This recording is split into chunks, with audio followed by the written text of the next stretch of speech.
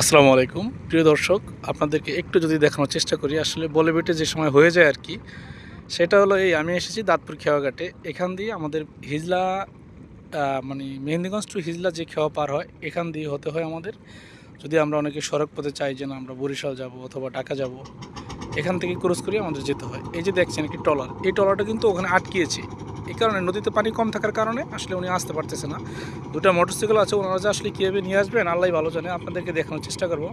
ওনারা হয়তো বা কম পানির ভিতরে ওনাদেরকে নামতে হবে, নেমে তারপরে মোটরসাইকেলকে নিয়ে আসতে হবে, এছাড়া আর কোনো গতি নেই। দেখতেছেন আমি কিন্তু এই যে পারে আছি, ওনাদেরকে আসতে পারতেছে না, অন্য ওয়ে খুঁজতেছে কীভাবে ওনারা আরও সাইডে আসতে পারে। পানি যেহেতু কম, কিছু করার নেই, ওনাদেরকে বাধ্য নামতেই। সুতরাং মেহেন্দিগঞ্জ মানুষ যে অবহেলিত, বারবার যে বলছে, এটাই একমাত্র অবহেলিতর একটা মাধ্যম আমার কাছে মনে হচ্ছে যে না, নাই কোনো সড়কপথের ব্যবস্থা, নাই কোনো দ্রুততম কোথাও বের হওয়ার ব্যবস্থা। এভাবেই আমাদের ট্রলারের মাধ্যমে প্রতিনিয়ত দেরি করতে হচ্ছে। অনেক সময় ১ ঘন্টা ২ ঘন্টাও লেগে যায় যে এই ট্রলার পাওয়ার জন্য, বা অনেক সময় থাকে না, নির্দিষ্ট টাইম ছাড়া থাকে না যদি আমরা সড়কপথে বের হইতে চাই। সুতরাং আমাদের এরকম একটা অবস্থান থেকে মেহেন্দিগঞ্জবাসী খুব দ্রুতই বের হতে চায়। ধন্যবাদ সবাইকে। আসসালামু আলাইকুম।